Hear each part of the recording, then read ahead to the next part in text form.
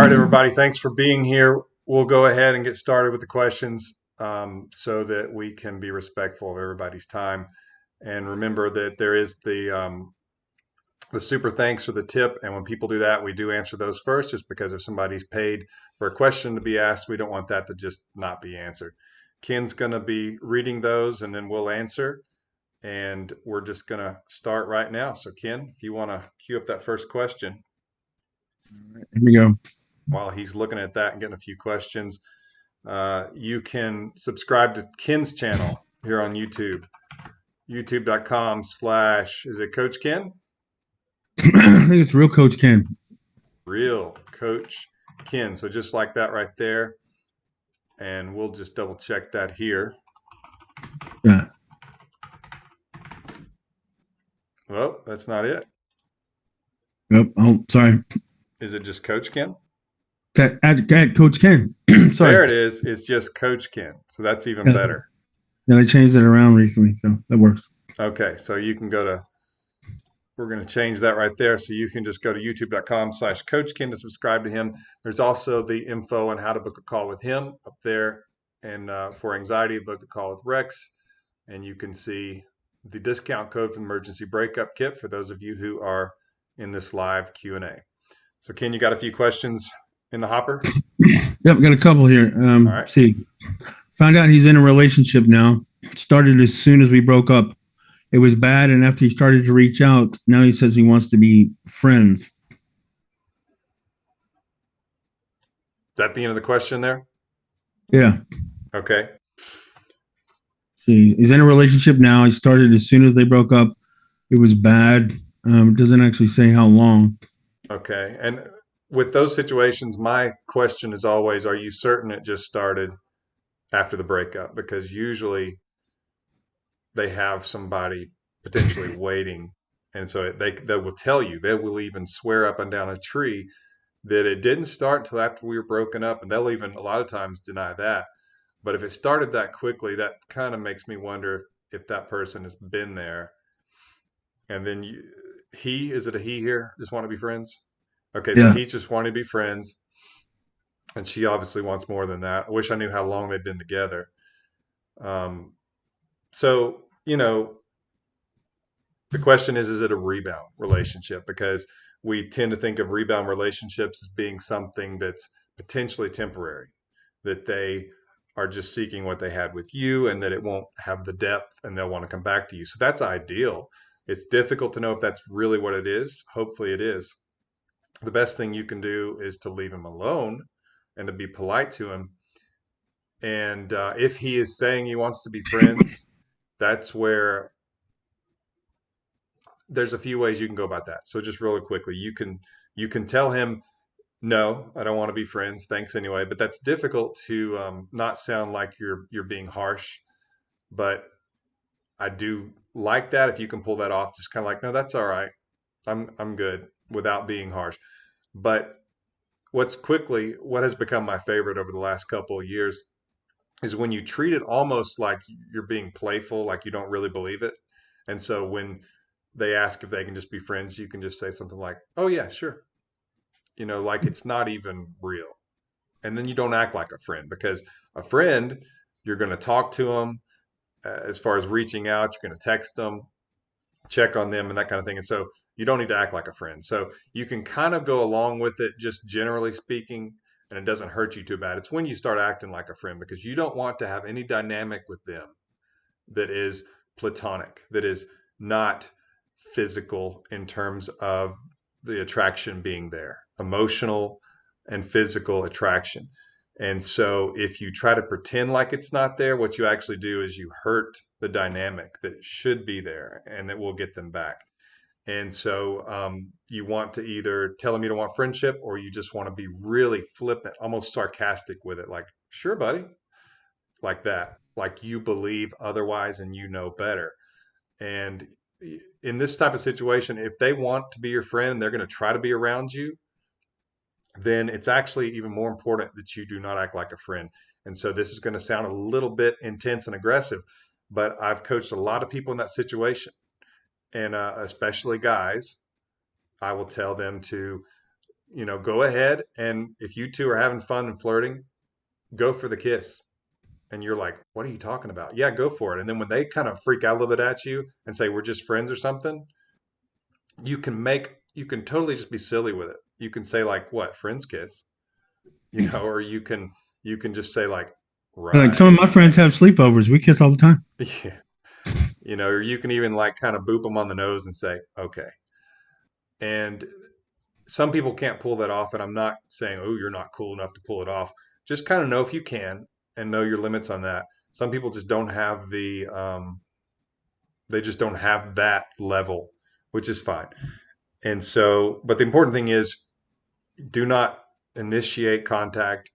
Don't try to come between them. Don't talk to your friends about it. Don't talk to his friends or this new person's friends. So it is Ken's turn now to answer. Well, I agree with everything you said. Not a big shocker there, but I would say a lot of times when they say that, they mean it as like a consolation prize, and they don't mean it. And if you say yes, they're probably going to be expecting you to take advantage of it because a lot of people want to. So, like you said, if you say yes, don't follow up on it. Go into no contact anyway. And then when they reach out, hey, I thought you said we were going to be friends. Are we still okay to be friends? Then you can kind of slow play it. And we've both seen this too. Sometimes what can backfire on the person offering friendship is, imagine that person breaks up with you, and you not only don't fight it, you let them have the break so they get the weight of your loss. And then not long after that, maybe you don't hear from them for a month or two, which can happen a lot in no contact. But then imagine their response if you reach out, hey, did you mean it when you said we could be friends? They're almost always going to say, well, yeah. Okay, so I know this is a little awkward, but I have a date coming up with this girl that I think is really hot. And can you tell me one of the outfits that you thought I looked really good in? Or where was the place I took you that you really enjoyed? Human instinct does not like competition. They don't like to think that not only are you over them, you're actually asking their advice on what makes you look attractive, what outfit you look good in, what place that you went that you had a lot of fun. Human instinct doesn't like that sense of loss.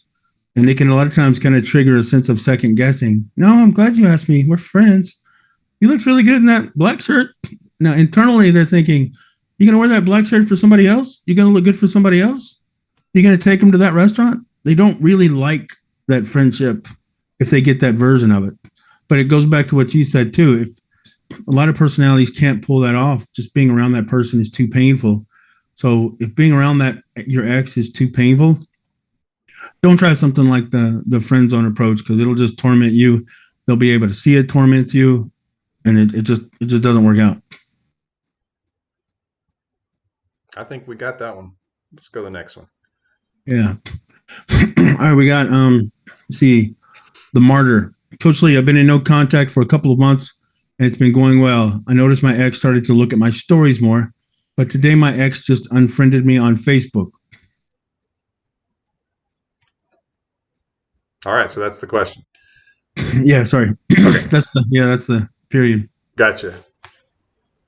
So the ex just unfriended him, which, unfortunately, oftentimes that's because they are concerned about who's looking at their social media.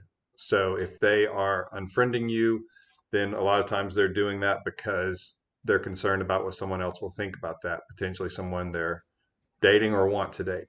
So that's the bad news. So you're kind of in a similar situation. Would you mind just reading it one more time, Ken? Yeah, no problem. From the martyr, I've been in no contact for a couple of months, and it's been going well. I noticed my ex started to look at my stories more, but then today he just unfriended me on Facebook. Okay. So I'm glad I listened to it one more time, because sometimes, they will tell themselves it's too painful and they'll stop following you because of that. Yeah. Like they've been watching your stories and it's starting to mess with them. So it could be a really good sign. It's really tricky to say one way or the other at this point, except that just know it could be bad, which I hate being the bearer of potential bad news, but it could be bad. It could also, however, be that it's difficult for them.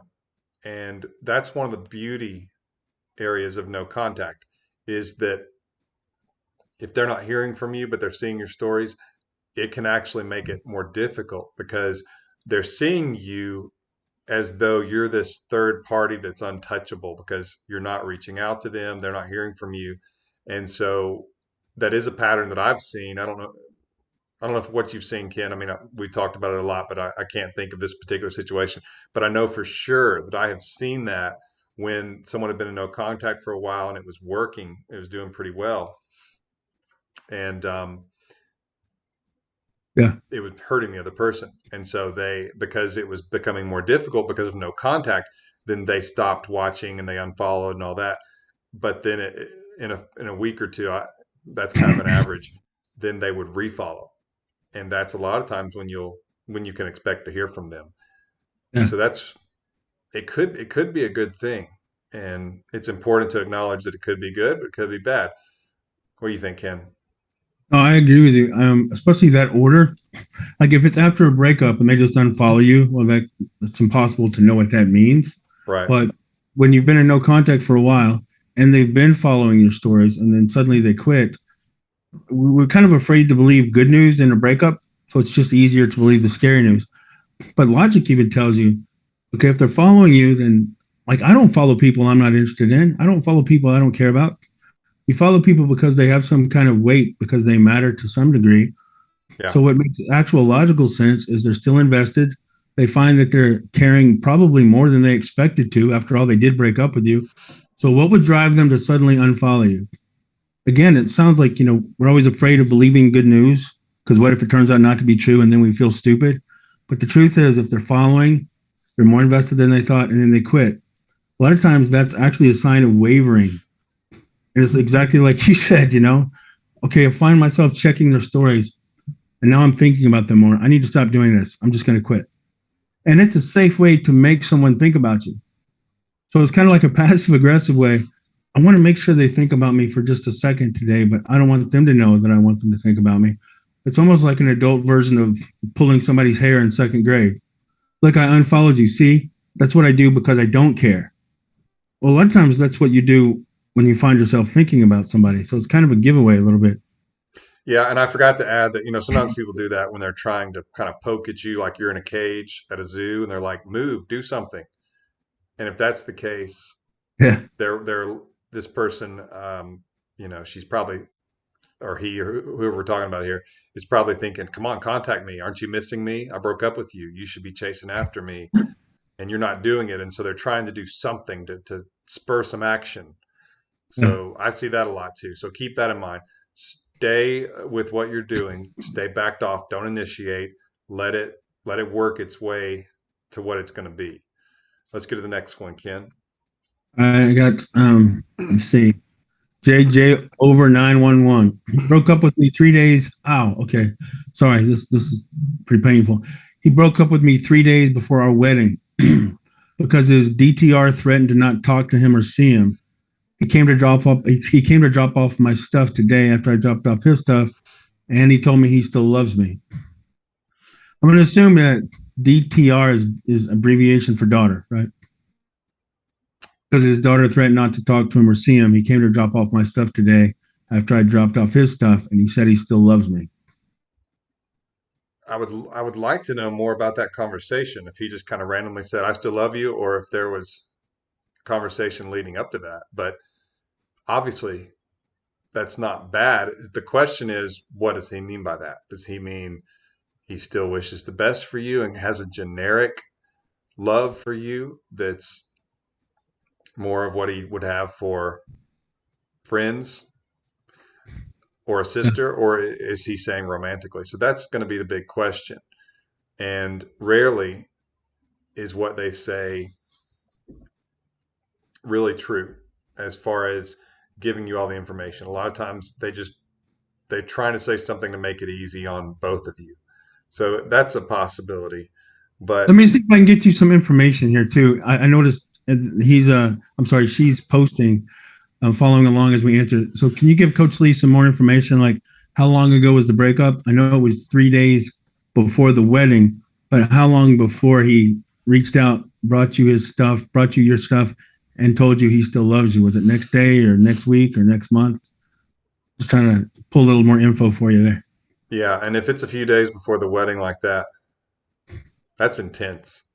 Yeah, that's painful. Yeah, that would have been really difficult for him. So he's going to have a lot of guilt. He's also going to have a lot of second thoughts. There's a lot going on with him, but he's going to have the instinct that since he walked away before the wedding, that he's got to kind of stick with it. So you've got a lot playing with that, just as far as him trying to be strong about it. And the daughter was upset at him. Is that right? Yeah, the daughter apparently threatened to not threatened to not talk to her, or yeah, threatened to not talk to him or see him if he followed through on the wedding. Okay, I'd love to know what's going on with that. I mean, does the daughter have a bad relationship with her? Doesn't want her dad to, to marry her? I mean, that's difficult too. Okay, I got some new info. It's been 17 days since no contact, and they were together uh, 6 or 7 years. So wow. Wow. And what about no contact?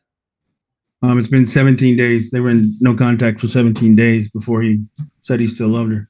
Well, I mean, look, the biggest problem I'm seeing is that the daughter has got a big problem with this.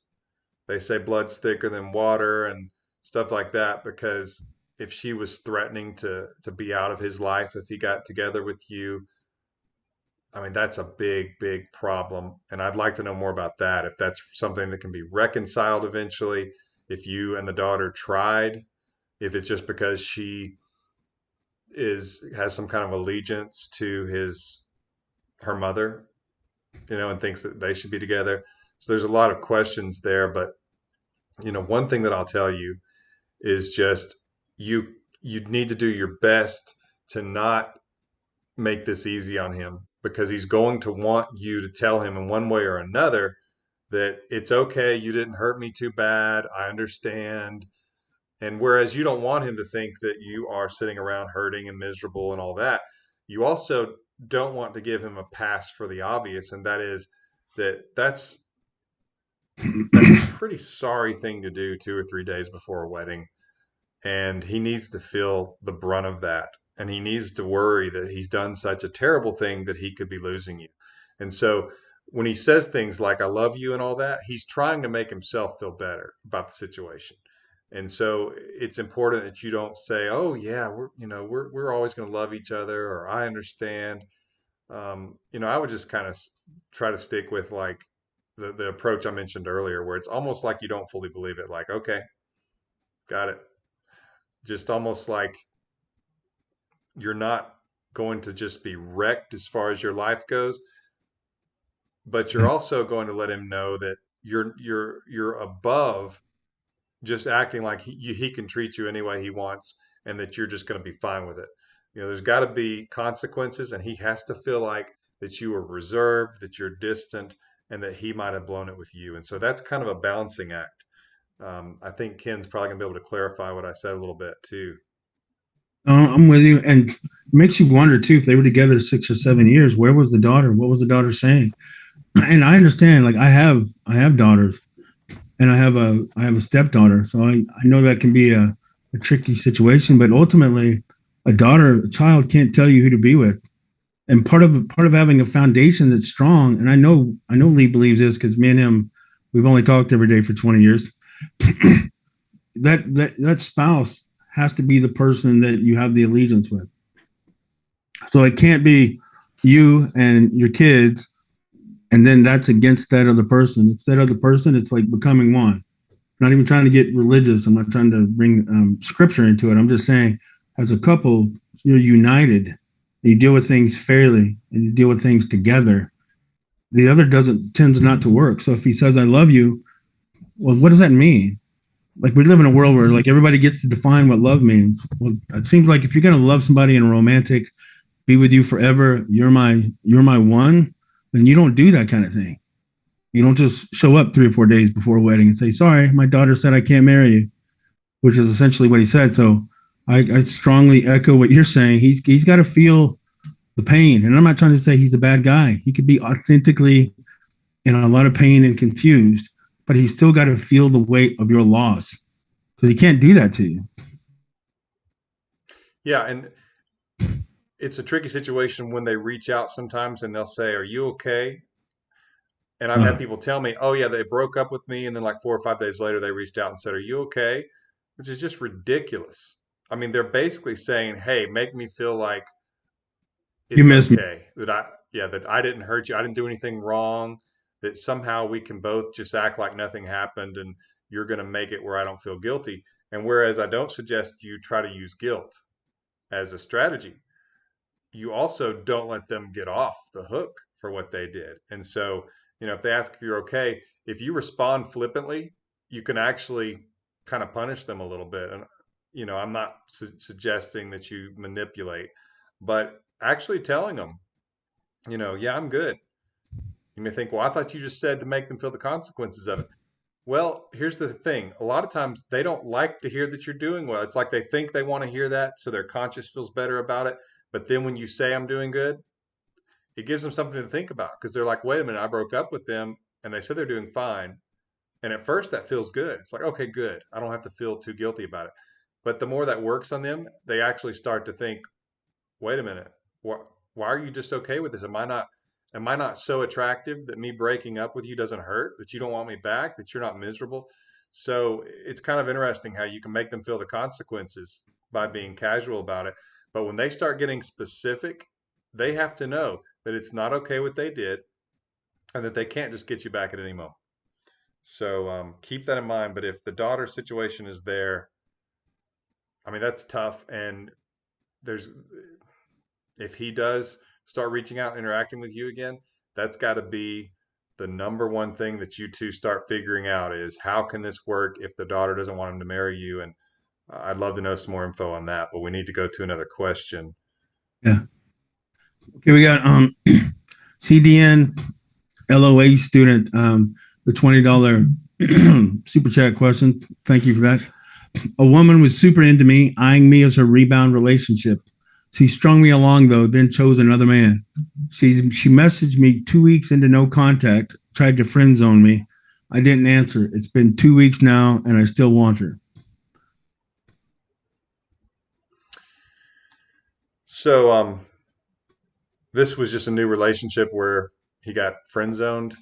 It looks like she just gotten out of a relationship, I imagine, because he says she was eyeing him as her rebound relationship and strung him along for 2 weeks, then chose another man. And No, I'm now sorry. she's reaching out again. Yeah, and I'm sorry, I don't know how long they were together. It just says that she strung me along, then chose another man, messaged 2 weeks into no contact, and tried to friend zone. Uh, so she's kind of wanting to soothe her conscience as well. And like I said earlier, it's great to just kind of say, "Oh, sure, yeah," and then don't act like a friend. That's a good thing to do. And a lot of times you will hear from her again because it seems like there's a little bit of something still there, a little bit of uncertainty if she's actually reaching out still while she's with this other guy. Because the truth is, if we are just 100% into the person we are with, we're not going to be texting other people I'm so glad you said that. I'm romantically. like, I knew you were going to say that. I was like, I love this. I love this part of this answer. Yeah. We'll take it from there. No, I'm sorry. I didn't want to step on your lines because You did. you explain it well. It's like, look, when you're and you say it like this too. Look, when somebody wants to be with you, they'll find a way to be with you. Yeah. The same is true of that opposite. When they don't want to be with you, the easiest thing in the world is not to reach out. If they reach out to you, it's not really. I mean, 99% of the time, it's not because they're concerned that you're okay or they really miss you as a friend. They're thinking about you, and they want to know you're thinking about them. So that's actually a good sign. Yeah, it is. But with a lot of these things, the road is long on this. And so it's not just like, Yeah. here's something you can do to make it happen tomorrow. Because the truth is, and when you hear a lot of the coaches on YouTube and stuff tell you you can make this happen quickly and that kind of thing, that's usually just not true. It's almost Yeah. never true. Because if you think about it, a lot of the attachment we get to people, it takes time to develop and it takes time for us to clarify what that is and what we want. And sometimes we have to not have it or see that it's vulnerable before we really put a true value on it for ourselves. And that just can't happen overnight. And so to so many of you out there, patience is going to be your superpower if you can really embrace it and say that this is like that cake in the oven that I talk about, and it's going to take some time.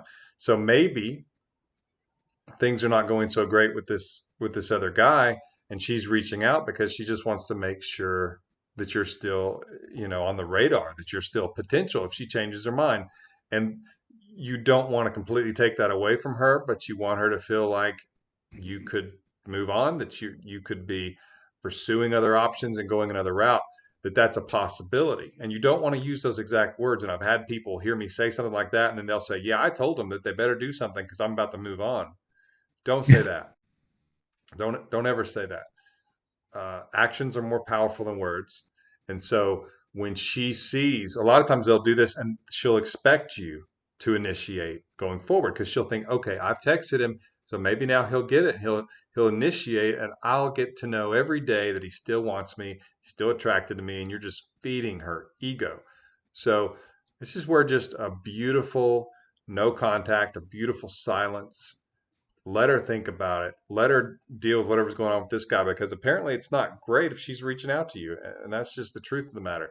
So, a lot of times, a lot of these situations, the answer is no contact, but that's because you can't force these things and you can't make someone feel a certain way and you can't demand that they do and you can't snap your fingers. You're not a hypnotist.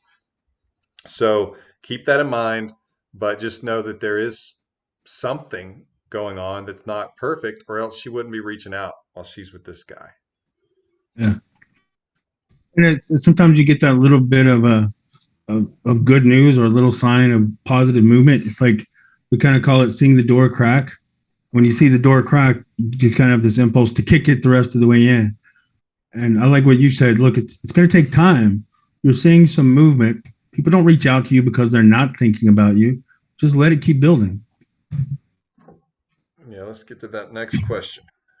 All right, we got one from Anna Lee Preston. I've talked to her, so the story is she's been with a guy for she's been with a guy for months now, for a pretty long time, and she's got a little boy, and the two of them have even told each other that they love each other, but he's pretty much reached the point where he said months ago, I know I'm not going to be with you long term.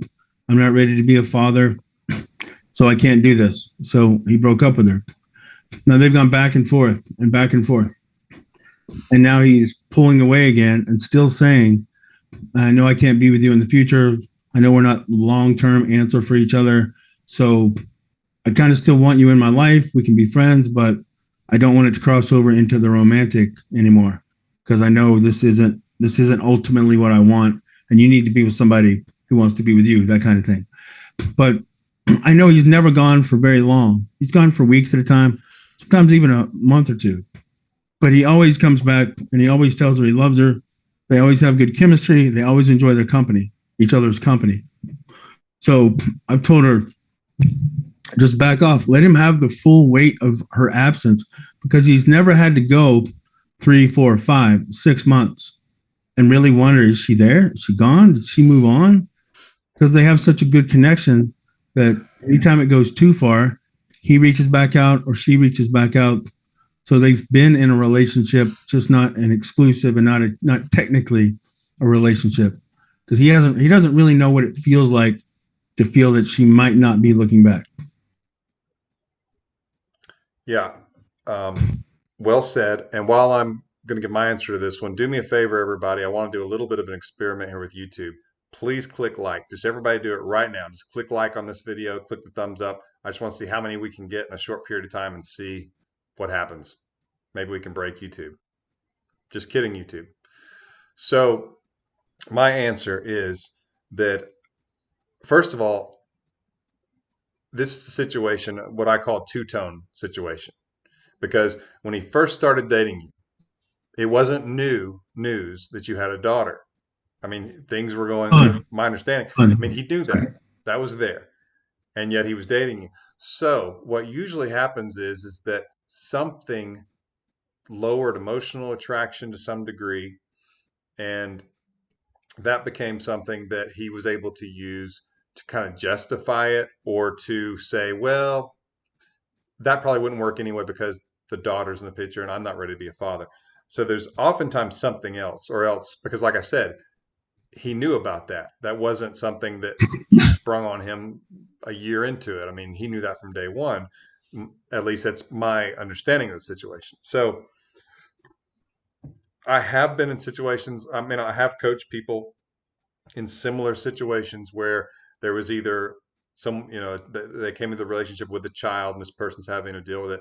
And one of the things I would tell you is if he's saying we can still hang out, we can still date, but I don't know if there's a future. See, that's where you can do this one of two ways. And there is risk to it, to where you can feel that you're being risky with your heart because you could be hurt in the future. But if you stay in the moment and you two have a great time together, it's very possible that he can feel so much for you that he begins to see that as a minor issue and even play a little bit of a father type role to her. And the other thing is, you can always tell him, I'm not asking you to be her father, because obviously father's biological, and it kind of depends on what you're looking for. But if you're not looking for a co-parent, he needs to know that. I assume you kind of are. I don't know how involved the father is, but first of all, if you want to try that, you can stay in the moment with him. You can date him, and he can fall in love so much he doesn't want to leave. It's one thing to say that now, but if you two are together a year later and now he's got to leave or something, that's going to be a little bit more difficult. The other thing is to clarify what you're looking for, what you expect out of him, because he may be thinking, and I actually heard this recently from someone, he may be thinking he's got to be this parent and he's got to know how to do it and he's got to be this authoritarian figure, but then he's also got to be this guru to her, to your daughter. I can't remember if it's a daughter or a son, but to the child.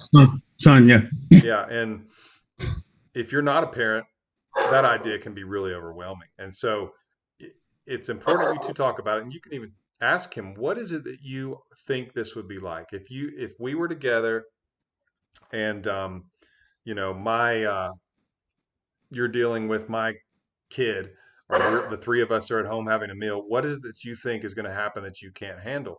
And just hear him talk about it, because a lot of times people who are not parents, they look at people who are parents and they think, I could never do that.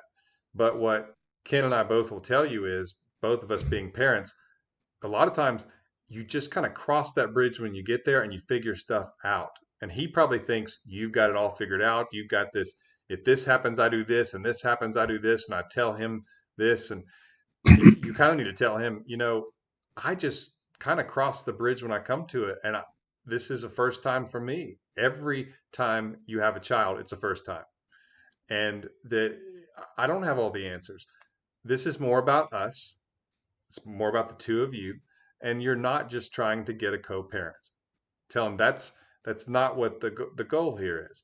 That this is about the two of you, because the child will not be there permanently. One day, 18, 20, I don't know, some days now people live in their parents' basement till they're 35, but let's just assume your kid is out by 20.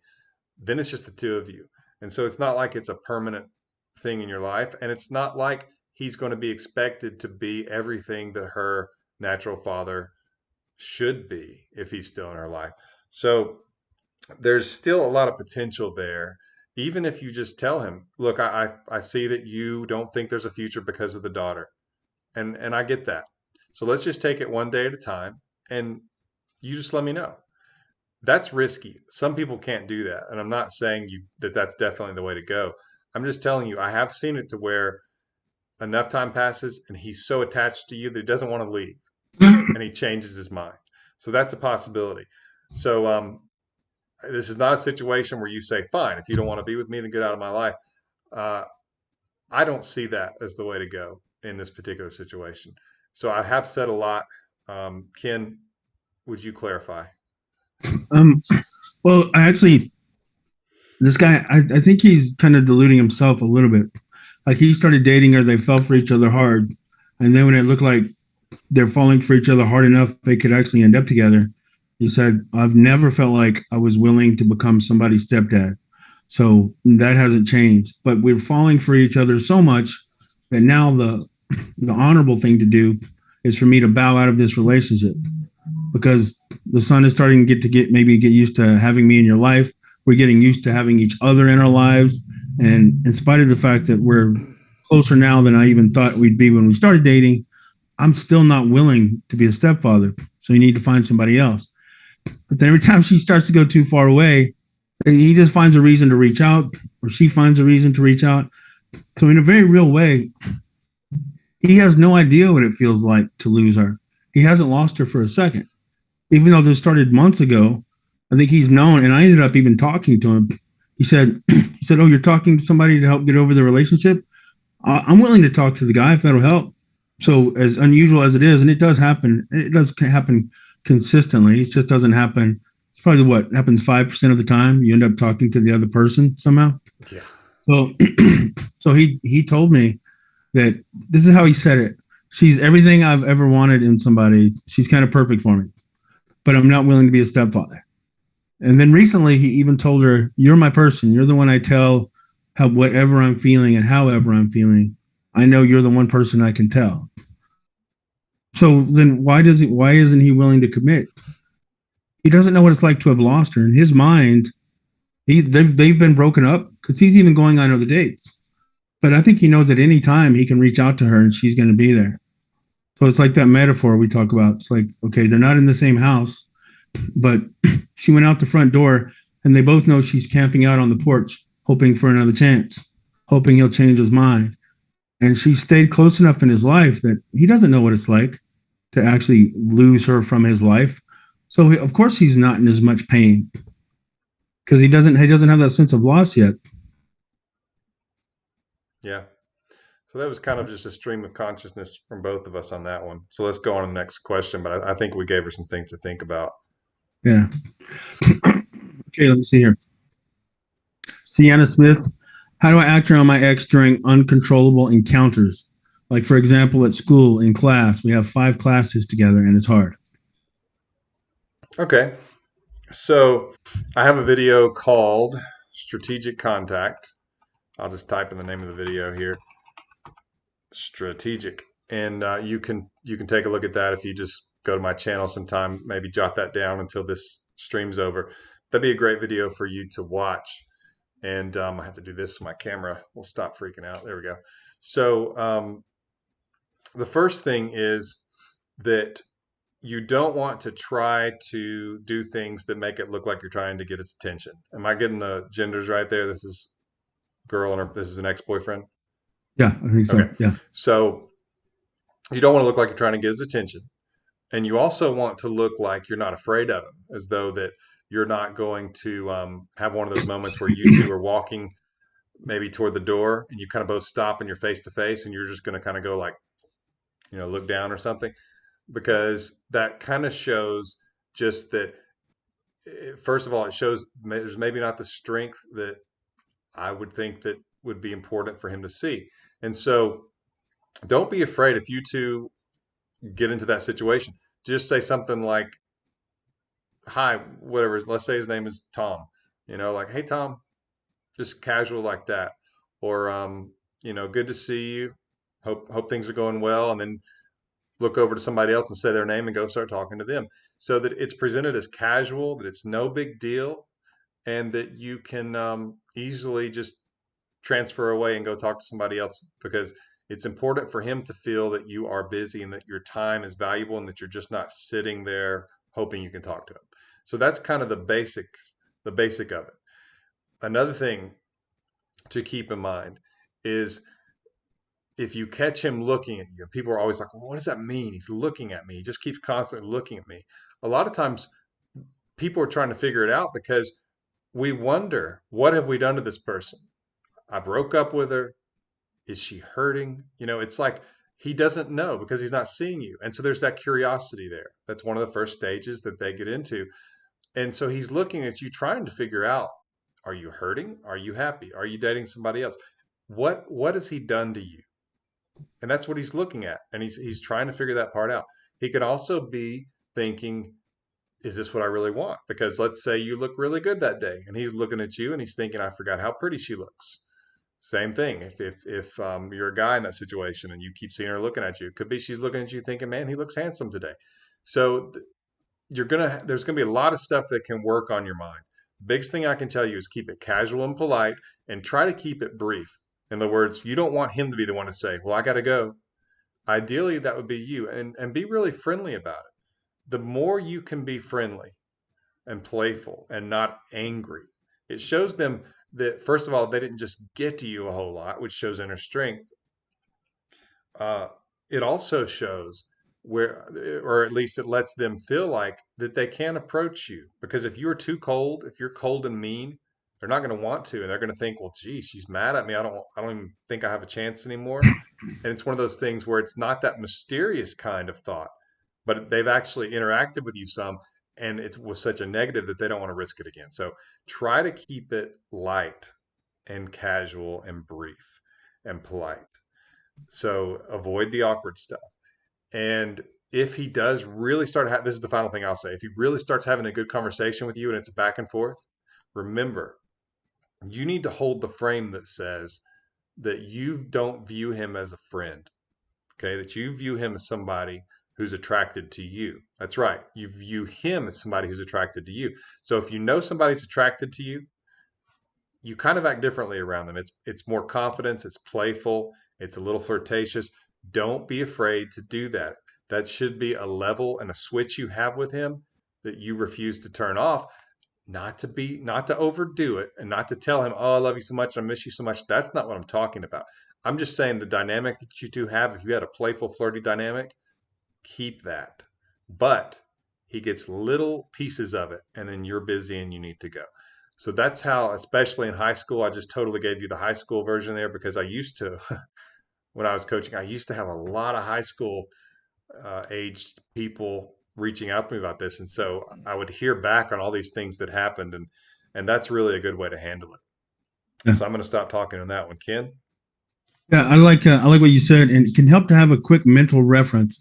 As weird as this sounds, think about how you might react to like your boss's ugly daughter or your boss's ugly son. As crazy as that sounds, it's like, or imagine a person that you like a lot as a person, but you don't have romantic physical attraction for, but you know they have a crush on you. Like I used to work with somebody that had a crush on me, and there was no attraction there, but I did think she was a wonderful woman. When she was a great girl, I didn't want to hurt her feelings. I also didn't want to mislead her. So oddly enough, what Lee's saying, those three pillars: be warm, be relaxed, and be brief. That way they can't feel like you blew them off. You're not mad or sad, so you're not being passive aggressive. Relaxed and confident and content is really attractive. And human nature is not the same as human logic. So when somebody feels like you have a crush on them and suddenly you're relaxed and you're not avoiding them, like Coach Lee said, don't avoid their eye contact. Look at them, interact with them, but then move on. So we kind of use this phrase once in a while called being on display without being in pursuit. So be that around them. I think you came up with that one too, Ken, and that's really good. I'll stop Um, you. so one thing I want to say on that, and it'll be something a lot of you want to hear too. A lot of people will say, "So should I let them see me with someone else? Should I let them see that maybe I'm putting my toe in the water, seeing what's out there, starting to date a little bit?" So that's really tricky.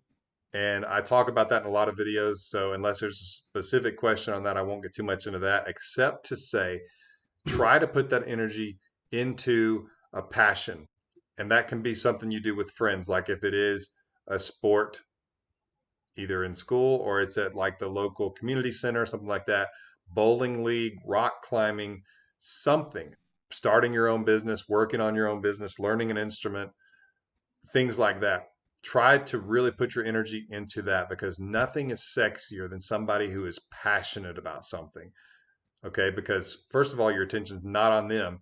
Second of all, when you are passionate about something, it is such a powerful thing as far as just experiencing life, because that's what life is about. If you're not passionate about anything and you're just sitting around kind of letting the waves take you wherever, and you're not having that energy that comes with being passionate about something and really working towards something because you love it and you want it, then you're not really living to full capacity. But when somebody is, that's very attractive. And when somebody observes that and sees you passionate about something, it doesn't have to be another person, but it can cause something similar to jealousy. But it also shows them how strong you are, and it's attractive to see somebody who's passionate about something. I could repeat that sentence 20 times and it still wouldn't be as powerful as the message should be, but just keep that in mind. So, what's the next question, Ken? Yeah, I like that. From Cherry Soda Pup. My boyfriend broke up with me last Friday. He said he was too burnt out of the drama. He was nice, respectful, and a good man to me and my daughter. I begged and pleaded after the breakup, and I've been into no contact for 5 days. And during that time, I've been watching your videos. If you're Okay. listening, Cherry Soda Pup, I'm curious how long you were together, but all yours, man. Could you read it again? Yeah. Boyfriend broke up with me last Friday. He said he was burnt out from the drama. He was nice, respectful, and a good man to me and my daughter. I begged and pleaded after the breakup, and I've been in no contact for 5 days now while watching videos. Okay. So, a lot of times the drama, the anxiety of being around someone, not because that person is bad or because the relationship is bad. Sometimes good relationships can have a lot of drama, and that's something that will wear them out usually. And so, I'm not saying that the the drama made the relationship good. As a matter of fact, that's the opposite. Usually, the drama will hurt the relationship. But what I'm saying is that that doesn't mean that you didn't have a good relationship. Otherwise, if you learn more how to interact with each other without the drama being something that he feels as such a weight and a difficulty, because if he starts seeing it as whenever he interacts with you, it's going to be difficult and it's going to be a big burden, and he's got to go through all these steps and this anxiety and all this work, then he's going to get relief when he's away from you, which is not what you want. You actually want him to feel several things, but one of those things is when he needs relief. For example, if he's had a horrible day or a stressful day, he needs to feel that you are the oasis in the desert. You're not the ball of stress. You're not adding stress. You're not adding drama, but you're actually giving him peace. Okay. Other times, though, let's say he's bored, then the two of you together, that needs to be a source of passion, a source of fun and energy.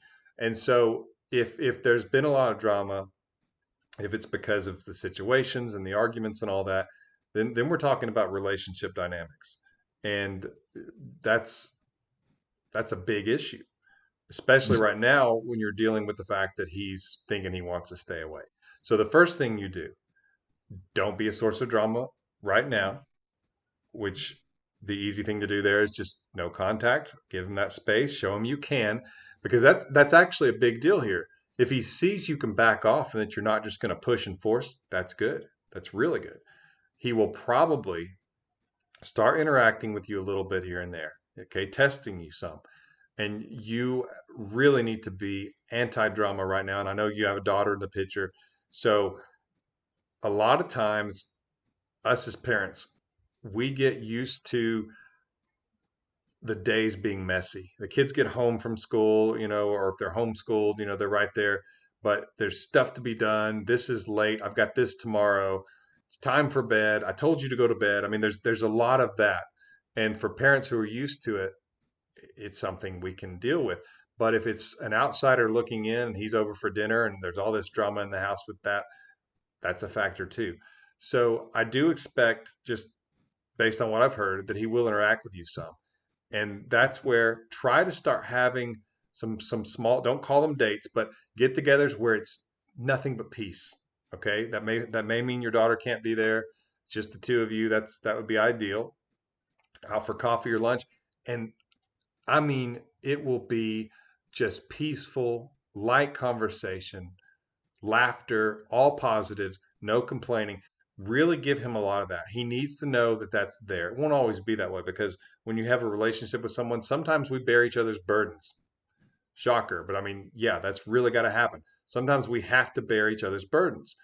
But we also have to know when the other person needs some peace, when the two of you just need some positive interaction, and the drama can wait. You don't have to decide this today. You can let that be something you deal with when you get there. And that's going to be a healthy mindset. There's a lot of things we don't have to decide today. We'll figure that out when we get there. We'll cross that bridge when we get to it. That's a great way to think, or else you're going to take on every day in your future right now, and you weren't designed to do that.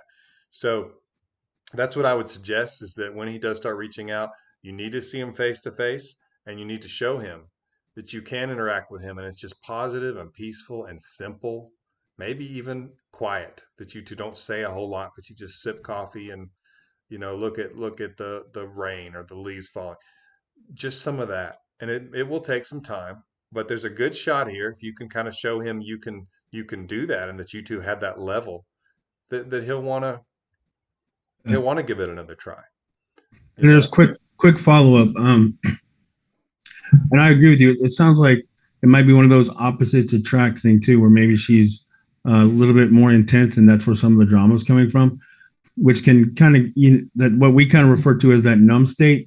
He might have hit that numb state. Here's the rest of the information. We were together for 7 months. He's saying he doesn't want to work on the relationship. I texted him a couple of days after the breakup, and for 5 days, he never broke up with me before. When I said mean things to him, he's a cop, and he said he wants peace, and he said he's just not going to change his mind, and he can't work on it emotionally because he's burned out. There's a little bit more information there. So if okay, yeah, thank you. If that was his last message to you, then the best thing you could do is to tell him that you understand, that you're sorry you were a source of stress. If he, I would say something like, please reconsider. I have learned a lot from this, and I want to change. I believe in the two of us. So if you will reconsider, I promise you going forward that there will be much less drama and peace. And I would appreciate you just giving us a try again. If not, I understand, but I would appreciate you considering that. Just something like that. Now, after you send that, you really have to back off and let him figure it out. But, you know, I would do that in that situation, because there's an issue, a clear issue that he's made, and you need to push back against it and tell him that you're aware of it, which is really important, because a lot of people will try to deny it. Oh, there's not drama. Don't do that. It's his reality. So he needs to know you're aware of it, and he needs to know that you want to change it, and that you will change it. And then basically what you're telling him is, come and see. Let me show you. I can do this. So that'll give him something to think about. And that's actually surprisingly effective if he's attracted to you and he kind of thinks, it would work without all this drama, then that's going to be something that's probably very appealing to him. But he's got to have a little bit of time, and that's where you can show him. You're not going to pressure him, but you do need to tell him those things, that you're aware of it, you want to change it, and you're going to change it, and for him to come and see, for him to reconsider, and let you show him. So we could probably go on to the next question now. Yeah, I gotcha. Christina, my ex of 6 years got his rebound pregnant. Yeah. Before we found out, he talked about having a family of our own and getting married. Now he doesn't know what to do. I fear he'll try to work things out with her, even though he says he loves me. So that's really tough if he's gotten somebody else pregnant. And I'm just going to be honest, that's a really rare situation for me. Yeah. I've maybe seen that like 2 or 3 times, but you have to really consider what you want to deal with here. And I know that if you love him, that you're able to overcome obstacles, but this person, the mother of that child, is going to be in his world one way or the other permanently, because she's the mother of his child. And that's difficult. And if there's something between the two of them, that could be something that's going to be really difficult for you. So I'd really consider that before moving forward. And he's right now probably going through a lot of turmoil, because if he has feelings for you, but he's going to be a parent with this person, and he probably has feelings for her as well. There's a lot going on there. And so one of the things I would tell you is to, well, first of all, I don't know what he said. I don't know what's going on here. I don't know the other details of the situation, but I'd want to know what his plans are, because you said that I think you don't know either, but I'd like to know at least what he's thinking. And I don't know if you've had that conversation or not, but this is difficult and it's going to require one day at a time. And I don't know the answer except that you really need to know what's going on and what this means. And that means she's going to be there permanently. And I'm wondering if you can handle that with her being in the picture and this child and that he's kind of got this almost, I mean, there's a family there and then he's going to be with you. And you know what, people handle that kind of thing all the time. I'm not saying you can't, but I do hope that you really are aware of what this means and you need to decide if you want to pursue this. And if he's not sure what he wants to do, kind of like with the last answer, you need to really be a source of not pressure, but the opposite of pressure, peace. Let him figure it out, let him work it out. And this is going to take a lot of patience on your part. Ken? Yeah, I agree. I think the good news is no matter what, it doesn't really change much as far as I think the best route. It's like if he's saying he's not sure if he can be with you, it's usually you usually work against yourself when you jump in and try to compete. Because if say their ego's right here, now they have two people feeding their ego, and it doesn't mean they're egotistical. It means they're human. People like to feel wanted. They like to feel pursued. It's just part of who we are. So if his ego's here and he's got two people fighting to be with him, and this one's got the child, and that's a hard situation to be in unless he's saying clearly, "I want to be with you anyway." If he's not saying that, the more you compete, the more you're kind of flooding him with a sense of importance. People tend not to move from that position. But if you just say, "Listen, I'm not going to compete. This might be a family. I don't even know how I feel about it right now. So I'm going to project at least a willingness to walk away." A lot of times, the person willing to walk away is the one who actually creates the most attraction. Again, we're not logical creatures, like Coach says all the time. We're not math problems. So human instinct, human emotion, fear of loss are really powerful things. And we tend to be thinking about the person who walked away more than we tend to think about the person who stayed. But you jump in and compete, and you're really at a massive disadvantage. Yes. And, in this type of situation, just like with a lot of them, if you can move on, you're Yeah. going to avoid a lot of the difficulty. And that doesn't mean that whenever there's difficulty, you just move on. But if that's something you can do, and it appears like that he's even leaning toward that, it might be difficult, but you take it one day at a time and you tell yourself it's for the best and you do your best with moving on. And that's something you have to decide for yourself. But just keep that in mind with a lot of these questions. If you can move on, if you think that eventually you will feel better, and you will, then do your best to move on. Otherwise, we're going to give thoughts on how it could work, but just know that we're assuming that you feel like moving on would be far more difficult than trying. Sometimes that's right, and sometimes you're wrong about that. But just keep that in mind with all of our answers, that if they've broken up with you and left you and don't think they want to be with you, a lot of times the easier route is to try to move on. And so don't think that I'm not aware of that, but I'm trying to give you some ways that it could work. So Yeah. that's what we're here for. But the default is if you can move on, do it. What's the next question, Ken? Nice. Spencer Date. Why does my ex constantly pull back after having only positive interactions with me? Oh boy. My ex and I are having a baby, and she keeps pulling back after consistently positive interactions. Why? Together for 5 months, friends for 6 years prior to dating. Why is she doing this? Wow. Yeah. That's a lot more common than it might seem. It seems illogical, but yeah.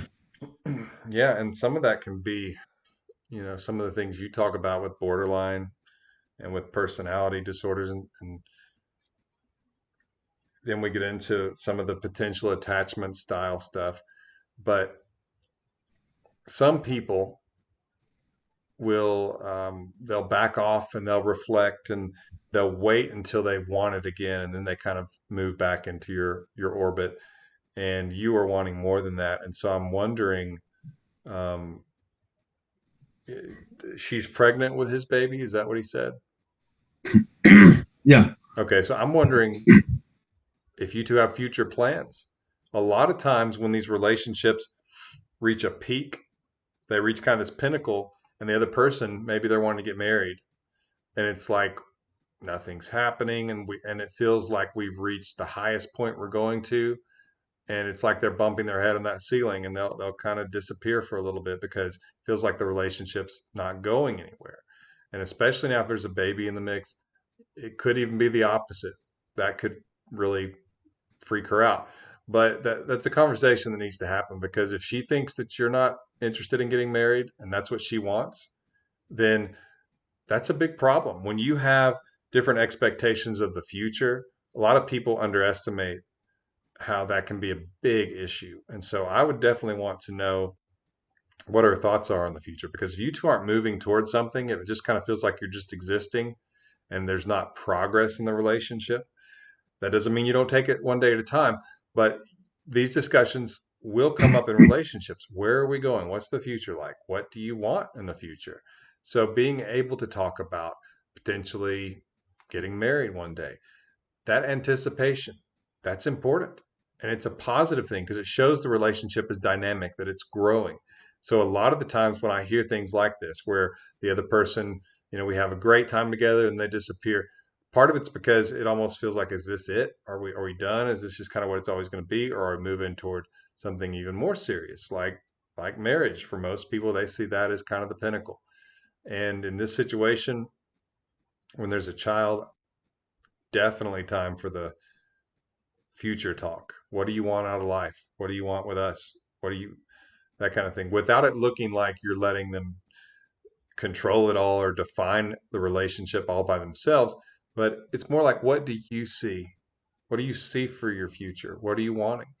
Let them tell you. It's a great conversation, but you also need to know, because if it's different than what you want, that's a problem. But if it's the same thing, if you both want marriage in this situation, then start talking about it. Start letting it move that way. Doesn't mean you have to propose right away, but you need to know what she's thinking in terms of the future, because there's another person now in the situation. And so it becomes the stakes are a little higher. Ken, what do you think, buddy?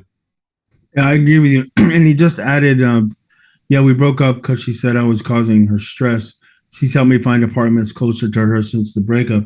I like everything you said, and part of it, you can kind of go back to what you were explaining in the previous answer too, where stay warm, stay relaxed. If she reaches out to you, especially if she's pregnant with your child, you don't want to play mind games and act apathetic or douchebag. I don't care. But there's a difference in being too much in pursuit and being available, being warm, and being brief. Keep a little bit of that tension there. It not only gives her some room to breathe, but it also kind of helps reignite that attraction. So it doesn't sound like, I mean, the good news is, and you can calm yourself by knowing she's going to have your baby. So at least you don't have that fear that a lot of people have in breakups, which is, I might never see them again. We might never interact again. This person might be out of my life forever. She's about to have your baby. That's like a 18-year minimal commitment. So you can kind of use that to take a deep breath. I'm assuming she's not one of these like harpy shrew people that uses a child to hurt the person that they want to manipulate. So if she's not a harpy shrew person, then take a deep breath and feel like, you don't have to close the distance all of this immediately. And if she takes a step back, let her have the step back. And when she comes back, be relaxed. Like Lee was saying earlier, be relaxed, be warm, be brief. I like it. And, again, it's important not just to know what she wants, but to know what you want for the future. So have the conversation with yourself first. Let's go to the next one then.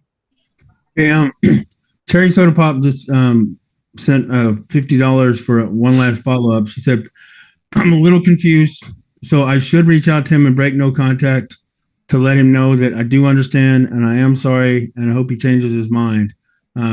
Yeah, if you haven't done that already, okay. But I'm saying, if that's like lingering, if he said, I can't deal with the drama, I just got to back off, we're not going to work because of all the drama, then that's where you need to push back against that.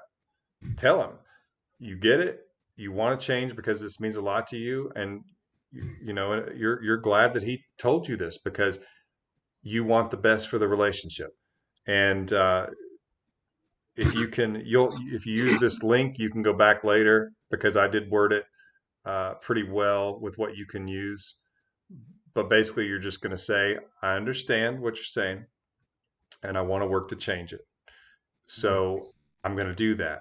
I hope you'll reconsider and let me show you that this can be peaceful and it can be exactly what we both need. So please reconsider. But either way, no hard feelings. Just wanted you to know.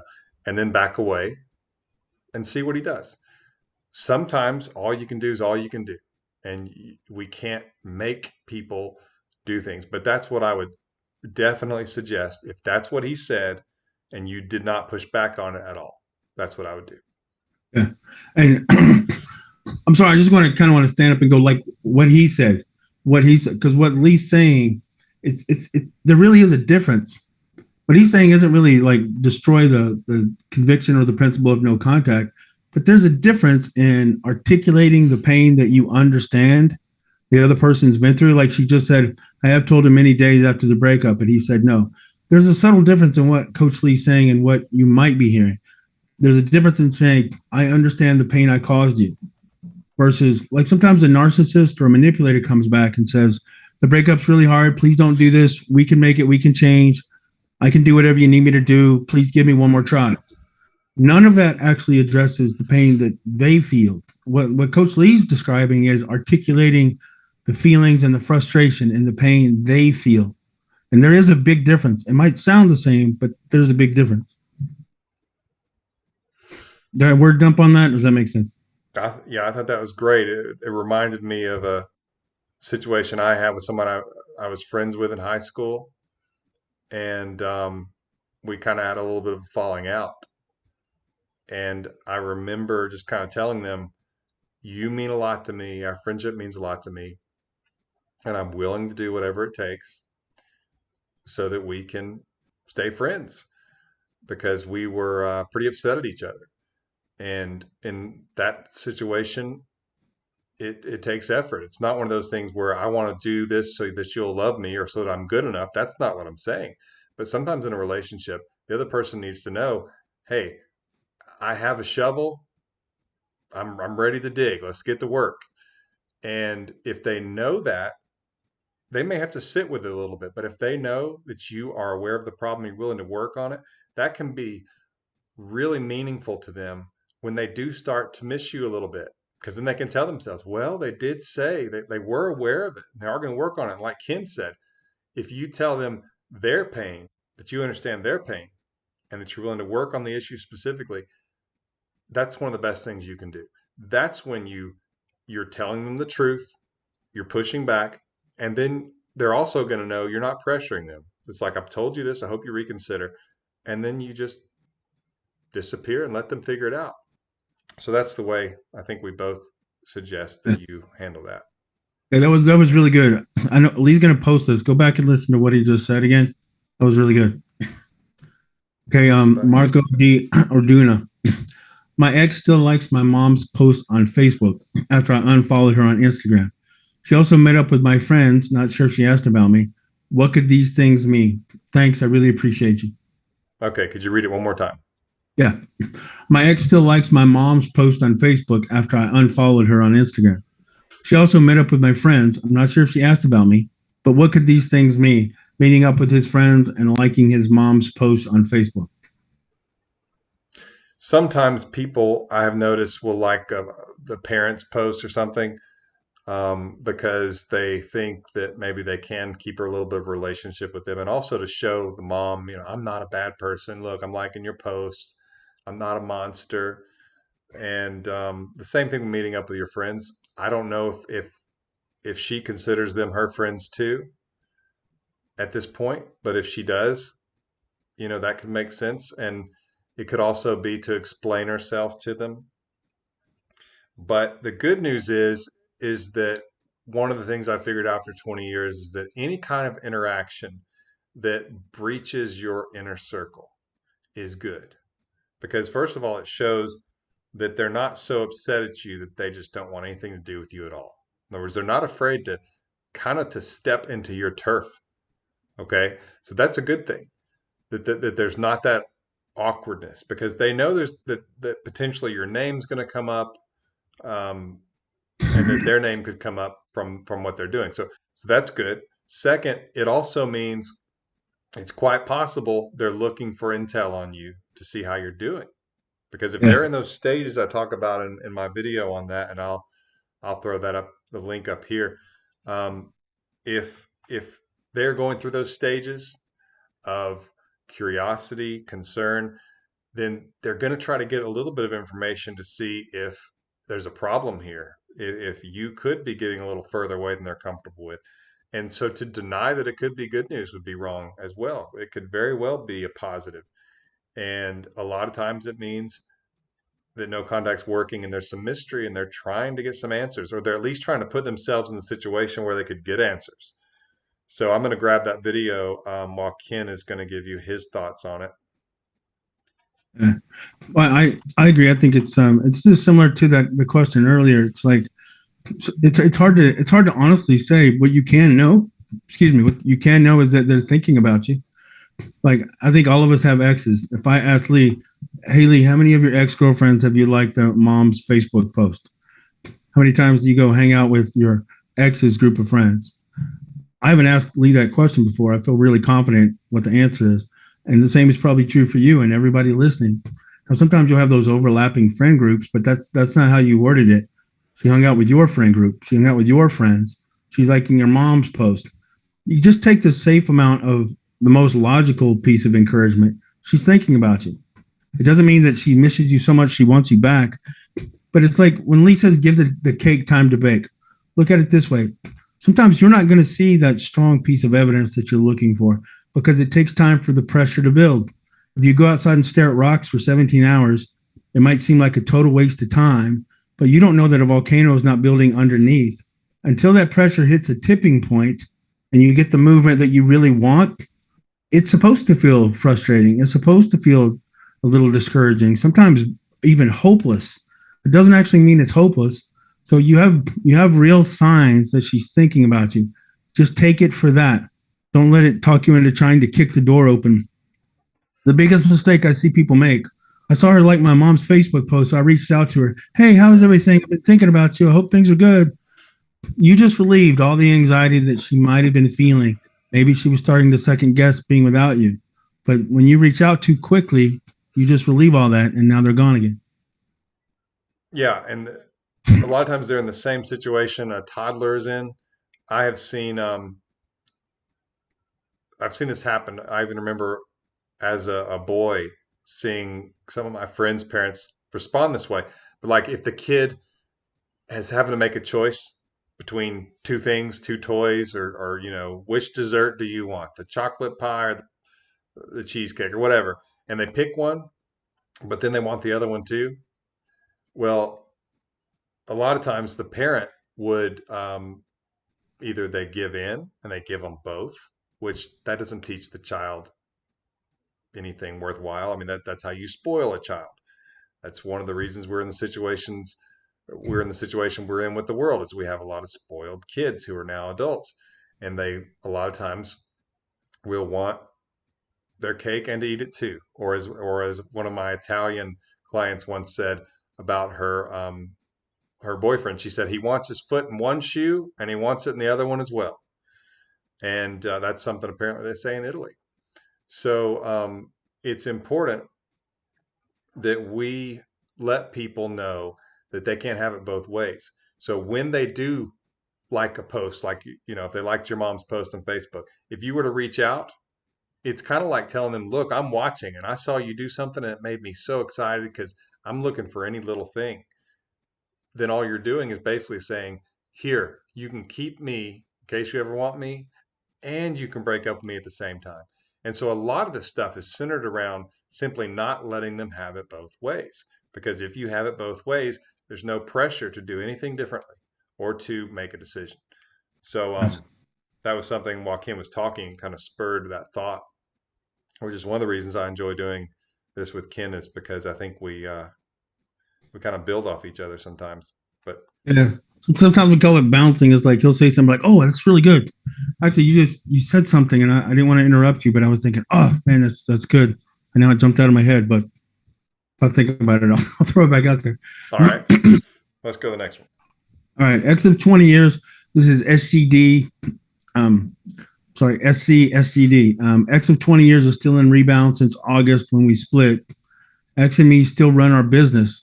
She's updating me on family, upcoming surgery, stresses at work. Besides work, we also chat, lunch, and do yoga. What are the odds? Okay, so you're seeing her a lot. I mean, that's what I got out of that. She broke up with him, but she's very much enmeshed in his life. Is that Yeah, they run a so? business together. Talk about family, upcoming surgery, stresses. They chat, do lunch, do yoga. I mean, yeah, they enmeshed is the word. I think they're entangled pretty good. Well, I'd like to know kind of what happened. I mean, was there a breakup here? Yeah, Okay. they were together for 20 years, Oh, and the wow. yeah, and the ex has been in a rebound since August when they split. Well, this is a situation where, I mean, if it's a professional relationship because you have business together, then you have to be more careful with this. But if you interact with him a lot and it's for pleasure, and what I mean by that is like you two are just hanging out and having fun, like going for coffee or talking after yoga or something, you kind of have to start doing something that basically it's where you start over with them. So, for example, the reason you're in this rut right now is because you feel like you're at an impasse. Well, we were together, then we broke up, and now I don't know what's going on. Well, but what if this was somebody you wanted to date and it was you had just met them? How would you be acting then? So maybe you would be a little bit different when there's a movie on you want to see. So, for example, just a few nights ago, um, this was is a relative of mine, but she texted me and she said, there's this guy that she really likes, and she's kind of getting to the point where she can't stand it anymore. I mean, she's like, I want us to date. What do I do? Because he's not doing anything about it. And I said, well, one thing you could do is you could say, this movie's coming on this weekend. I don't even know what movies are in the theaters right now, to be honest with you. But let's say it's Top Gun. Yeah. Let's just because that's the last one I can think of. So you say, hey, Top Gun is showing Friday and Saturday. My car's got this issue. Would you would you take me to the movie? Because I don't really have a vehicle that I feel like I can take. Would you just take me to watch that movie? I think you'd like it too. Something like that, where it's a little more of a date type of environment. And then you start acting like someone on a date. And you would maybe during the movie, you kind of lean close. You might even put your head on his shoulder at some point. But you start doing the things as though you were starting over and you build slowly. And he may even say something like, hey, we're not together, or this is just friendship or whatever. And again, just respond to that as though you don't really believe it and you're just kind of dismissing it like, okay, and do what you're doing. One of the best things that I remember ever happening with someone when I told them do this and they did it and they got back to me was a situation where they were kind of similar. They had broken up, but they're still kind of interacting and seeing each other quite a bit because they had, I don't remember if it was school or work, but they were seeing each other a lot. And he said that they were laughing and things were just going really well. And she was even kind of reaching out and touching his arm and stuff like that. And he said, I just kind of reached over and put my hands on her face and pulled her in and kissed her. And he said, she kissed me back. It was like a 10, 15-second kiss. And he said, then she pulled back and she said something like, we're just friends. And he said, like, I know. And he kissed her again. And then she said it again. No, no, we're just friends. And he said, what? Like friends can't kiss? And he said she started laughing. And then she leaned forward and kissed him.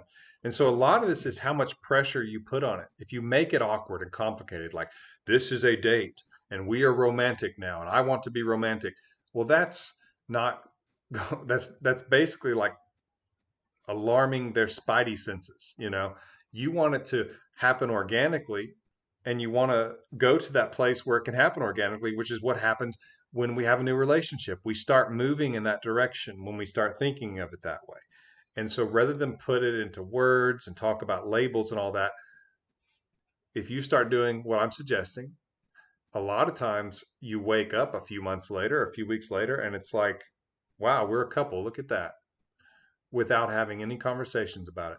So that was a long answer, but that is what I suggest you do. This is, you start over and you see him as, yes, maybe you have a history, maybe you don't, whatever, but you're going to start all over again with him, and you're going to move slowly, because if he's not afraid to interact with you and you two are talking and sharing the intimate details of your life, that's a great springboard for this type of thing. And I've seen that work a lot. So remember, don't talk about it, don't get clinical about it, enjoy it, and act like this is someone you are interested in and you're wanting to move forward with them, just like you would if you went back in time.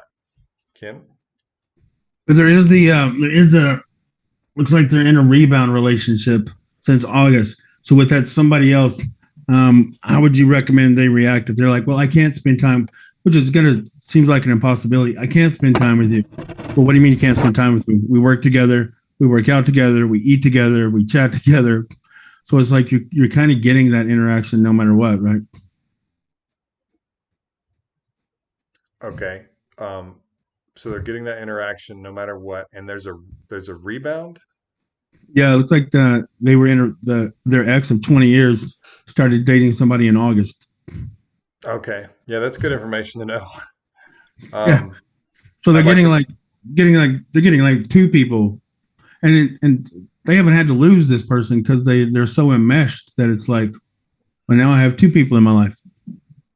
Yeah, and that's really a sticky situation, because if they start to view you as a friend, and when they start telling, if he feels like he can tell you about the relationship with this other person, and he's going to talk about it, and, oh, I like her a lot, and stuff like that, that's, you're going to know that things are not going well, and that there needs to be some redirection there. But if there's another person in the picture, yeah, it gets a lot more difficult. I'd want to know how serious it is. If they've only been dating since August, it's limited in some ways, but sometimes people really move quickly. So you need to get a little bit of a grasp on that. And this may be a long game if you think he's worth it to wait. You know, I guess we'll just have to see. I'm trying to get my camera to stop flashing. There we go. Oh, it did it again. So anyway, yeah, that's what I would. Right now, if he's in a rebound with somebody, or he's in a relationship with somebody, then you're going to have to back away to some degree, because you risk him feeling like you're platonic. And so he doesn't, I don't know what the dynamic is right now with you, but don't initiate texts. Let him do that. Needs to feel like he's kind of the aggressor almost. And you're going to need to treat it a little differently. I wish I had known that before I gave that answer, even though somebody might have needed to hear that. I don't know. But that's a really good answer when they come back. So it's like, we kind of listen to the answer in reverse, because everything you said at the beginning is really good information. And if you have that kind of interaction, there's still a chance that they're going to come back to you. Right. Okay, Amir T. 1 year of relationship, she ended it 5 months ago. And after 4 months of no contact, she texted me that she just wanted to tell me that she will always love me. I said I feel the same, and we wished each other the best. So break up 5 months ago, and then a month ago, she reaches out and says, I love you and always will. And I guess hasn't heard from, I'm just going by what I know here, hasn't heard from her since. You want to take that one? Yeah, that sounds like kind of what you were talking about earlier. Sometimes, let's say that you break up with somebody, and it's kind of a metaphor we use sometimes. The relationship is like a house. When they break up with you, if they know how much you care about them, they're the ones breaking up with you, so they know that you're emotionally invested. It's easy to make the assumption that you're going to stay close. In other words, they break up with you, ask you to move out of the metaphorical house. You're going to stay close. You're going to stay on the porch. When you go into no contact, what you're doing is giving them the weight of the breakup. Normally in a breakup, the person being broken up with chases, pleads, and pursues. So that other person doesn't really feel a sense of loss. All they really feel is a sense of freedom, sometimes even relief, sometimes excitement about the other possibilities. And emotionally, they still haven't lost that person, even though they're broken up. That's why a breakup seems so uneven. But if you do know contact the right way, and it sounds like you did, after 5 months, she reaches out and tells you she loves you, and she always does, she always has, or always will. Well, that tells you for those 5 months or for those 4 months until she reached out, she wasn't not thinking about you. You got her attention. She started feeling that sense of loss too. And after she hadn't heard anything from you for 4 months, the anxiety or that sense of loss built up to the point that she just needed to tell you. The problem is you've been in pain and you're missing her, and that nothing wrong with that. That's good. That says good things about you. But when she reaches out and says, "I love you and I always will," you get this sense of relief from the anxiety you've been carrying around for 4 months, and you want to reciprocate. It makes total sense. I love you too. And to her, it's like, okay, good. He's still on the porch. Whew. I was thinking that I'd lost him. I haven't lost him. We just affirmed, we just reassured each other that we still love each other. And a lot of times, as illogical as it seems, when you give them the reassurance that, hey, you're still there emotionally, you haven't really gone anywhere, then they disappear again because now they feel that reassurance. It's like, okay, good. He is still there. So there's a good chance she knows now if she wants to reach out, you're still right there. And if she knows you're still right there, maybe she doesn't need to reach out. She can still enjoy the freedom, the lack of accountability, the other options. And when she misses you, now she can remember, well, I just reached out to him not long ago and he reassured me that he still loves me too. It feels good to be me. And that leaves you in a really confused back and forth place. So that's what I think is kind of going on there. Yeah, and I just want to mention something that I haven't mentioned in a while.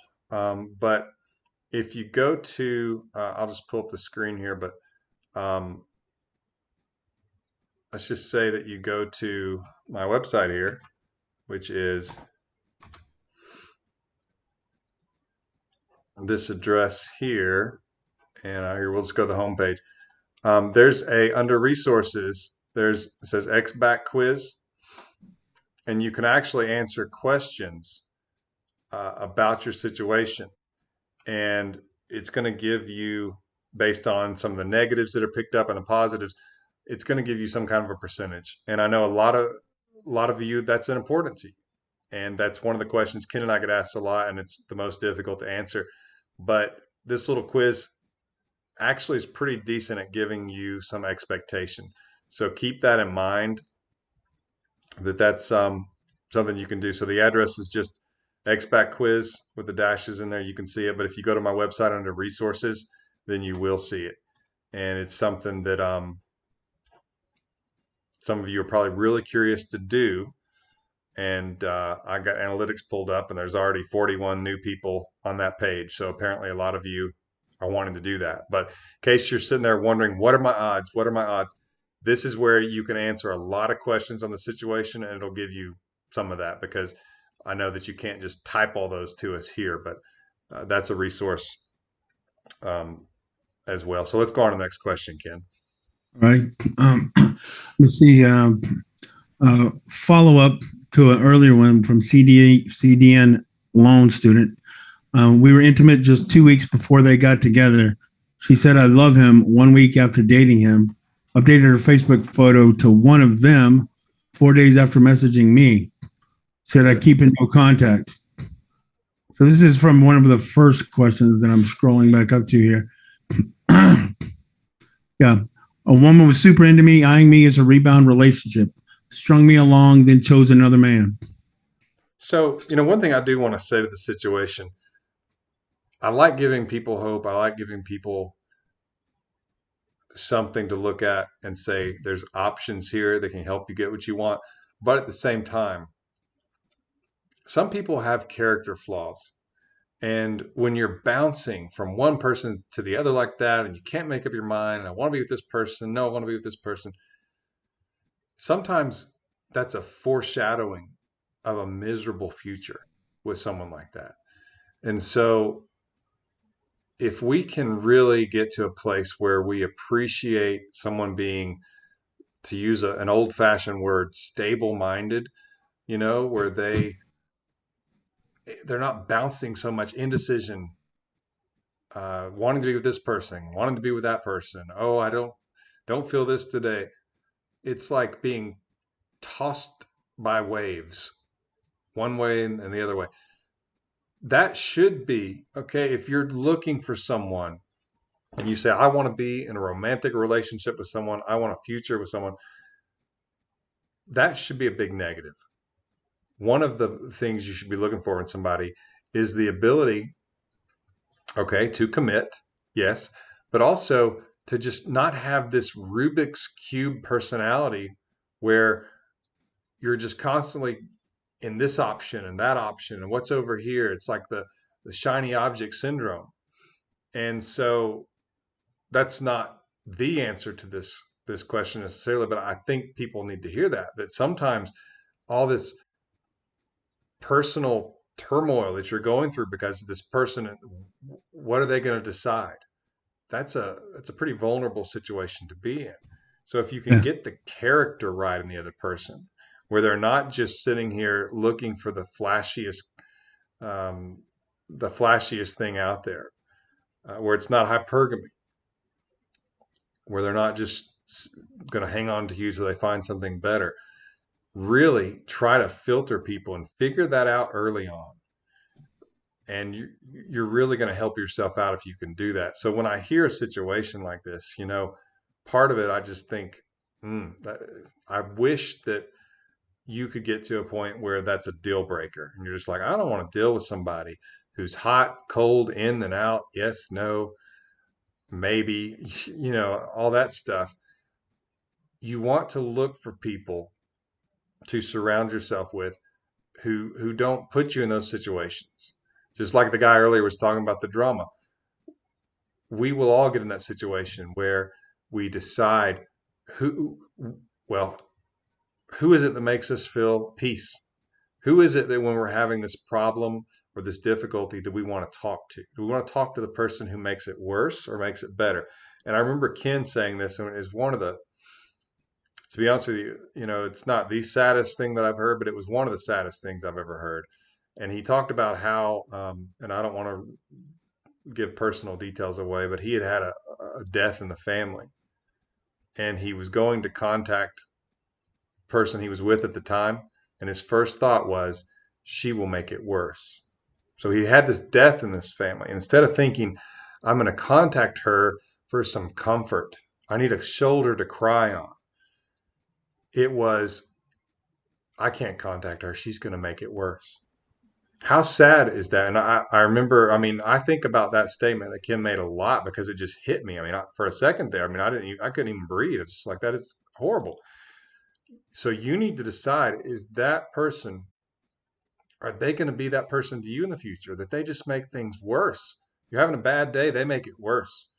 You're frustrated, they make it worse. You're stressed out, they make it worse. That's not a situation where you need to figure out how to get them back. That's a situation where you need to figure out how to get yourself away from them, even if it hurts. So those are some thoughts I had on that. And Ken, can you take it from there a little bit? Because I think I kind of went on a soapbox. No, I love what you said. It's like, and like you said earlier, sometimes we kind of bounce off each other. Well, so you said something that kind of put a sentence into my head that I've never heard before. There's a big difference in having a character flaw. We all have flaws. We all have imperfections, but there's a big difference in having a character flaw and someone's major flaw being that they have no character. The woman you're describing has no character. You don't do that to somebody. By your own words, she was picking you to be the rebound. This is your words. She dragged you along, misled you for a while, and then picked somebody else. And then comes back to have sex with you. And then talks about how that she loves him. People that use the word love that can do that to two people, I just find personally offensive.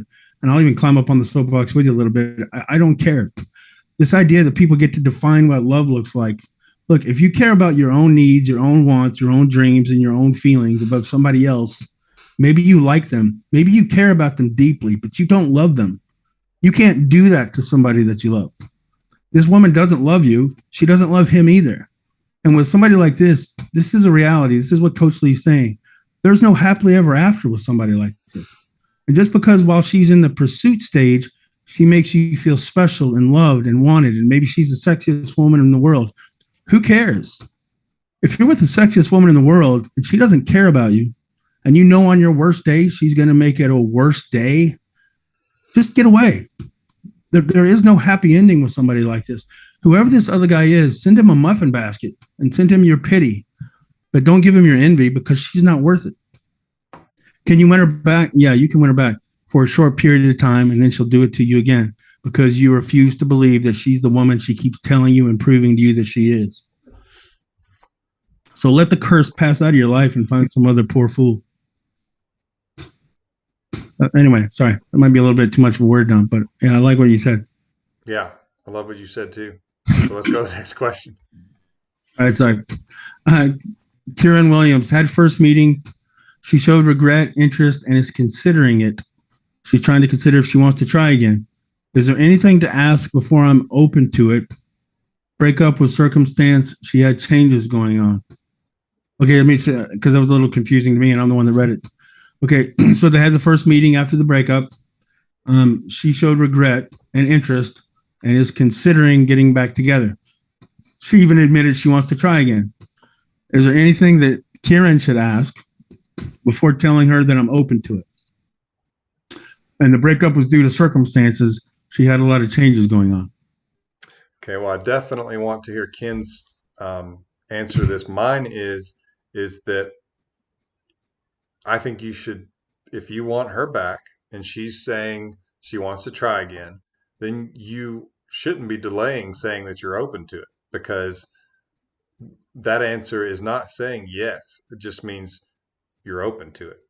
You're going to take it one day at a time. You're willing to test her. And I'm not going to apologize for that phrase. You're going to test her. That's what you're telling her when you say I'm open to it. In other words, I'm going to see if you're going to work on this and if you're going to put your commitment into this and see and give this a chance. And it also shows that you're a little bit stung by the breakup and you don't know if you want her back or not. So I think that you're wanting some of that to be communicated. And so I want you to know that by saying I'm open to that, that's what you're communicating. You're basically telling her nothing is a done deal. You've got to prove yourself to me because you were willing to walk away from our relationship. And I don't know that I want to be with you right now. All that is summed up beautifully. That's why I say that so much in my videos and then in the emergency breakup kit. Saying I'm open to it is a beautiful thing to say in that situation, because it's not a yes.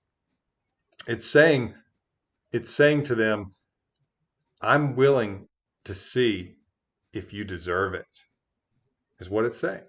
So I would go ahead and say that hey, I'm open to it, and then go ahead and say something simple like, I don't want to waste time. I don't think I can say any better. No. I think we just had like a lag there with the video. That was weird because you sounded like a chipmunk. It like spoke really quickly. But yeah, I would even go ahead and say something like, let's grab coffee Wednesday. So say, yeah, I'm open to that. Let's grab coffee Wednesday and talk about it. Will this time work or this time? And then, see what she says. That's a test right there. Because if she's like, oh, I don't know if I want to do that, I'll get back to you and all that kind of stuff. Kind of sounds like she's flaking. And, the best way to handle a flake is to walk away without telling them you're walking away. Don't promote what you're doing. Just do it. But yeah, I would go ahead and tell her I'm open to it and see how she responds to it. You put her under the magnifying glass. What were you saying, Ken? I was saying I don't think I can't really. I don't want to waste time, and I can't say that better than how you just said it. And I do like the subtle way you communicated it too. So let's get together this time or this time. So you give two options instead of saying you want to get together sometime next week or sometime. Giving those options for to choose from. I like that. Yeah, make the question. When you're asking somebody to get together, don't make the question, do you want to get together?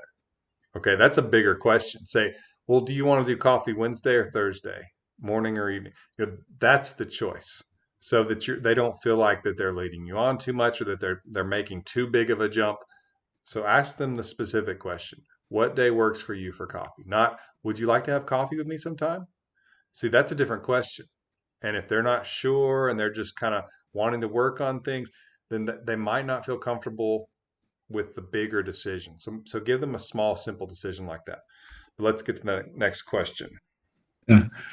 All right, Christina. He's been emotional about the situation. He says he loves me and wants to be with me, but now feels like we can't. When I ask what he plans on doing, he says he doesn't know. What should I do? Hmm. More of that indecision and don't know and all that stuff. Yeah.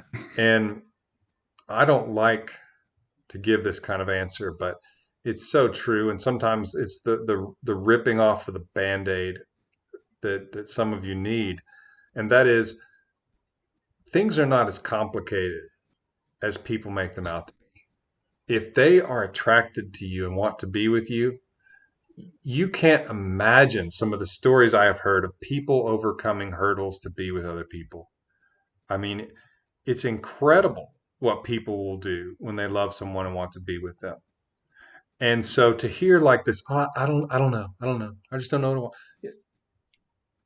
What we can learn from that is that the attraction they have for you while existing, it's not what it needs to be. Because if it was, then it's sort of like that line from Pirates of the Caribbean when Captain Jack says, "The problem is not the problem. The problem is your attitude about the problem."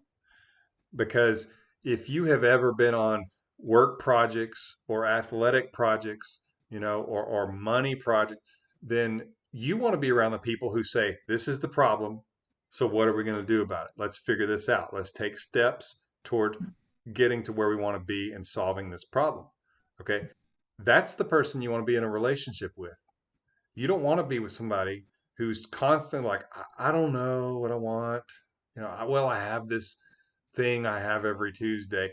If all you're hearing is excuses, then just know they are not as into you as they should be for you to be wanting to be in a relationship with them, or at least for you to feel like that it's something you're going to try to pursue and put a lot of emotional investment into. Because when they want to be with you, they'll work around you. They'll prioritize you, and it's not that difficult to do. I have a friend, great girl. She was really into this guy, thought it was going to work, and they went on a few dates. And then he said, "I'm too busy for a girlfriend." It's not true. He's not too busy for a girlfriend. If he wanted a girlfriend, if he wanted to be with this particular person who's my friend, then he wouldn't be too busy. It's amazing how we can make time for things when we want to do it. We can. Nobody works 24 hours a day. Everybody eats lunch, most of the time we're going to have a couple meals a day. We're going to have time off. We're going to have an evening. We're going to have weekends. So this idea that I'm too busy for a girlfriend, the thing is, I've heard people say that, but I also know that when they want that, then they'll get it. They'll find a way. It's just simply a matter of how valuable it is and if it's worth prioritizing. So there's the question. Are you worth prioritizing to him? And the answer is no right now. Yeah. Sometimes it can kind of hide. I'm not saying, I know this word gets overused, and me and Lee talk about this a lot, that narcissism gets overused, but a covert narcissist, I'd say this would be one of the flags, not like, oh, they said it, that they're a narcissist. I don't mean that. But a covert narcissist will break up with you and say things a lot like that. Like, oh, I love you. I want to be with you. I just can't. Like Lee just said, when you love somebody, like in one of his videos, Lee says, look, if you're willing to crawl over broken glass to be with them, then imagine that your broken glass challenge is just no contact. Don't reach out. But that example is real. I mean, heartbreak is extremely painful. Not being with a person you love is excruciating. And when somebody says, I love you, just can't. Just can't. Trust the behavior more than you trust the words. They probably know that you want to be with them, so they probably don't have the same sense of loss you do. Yeah, people do what they want to do. That's one of the lessons of life that I would like to go back to myself in my early 20s and have a conversation and tell me that. I would like to say, Lee, here's the thing. People do what they want to do. There's no mystery around that. They will do what they want to do. And if they allow other things to come in the way of that, they don't want to do it badly enough. So I hate that answer because I know that that doesn't bring joy to the person hearing it, but I think that's the truth. Yeah. And it might bring pain, but it can limit the pain. Not hearing that message can make that pain you're feeling right now last 10 times longer. Okay, so next one here. We got Urban Dan. My ex reached out during no contact at week 3. She came over to pick something up before she left.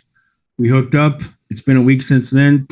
Should I still wait for her to contact me again, or should I initiate next?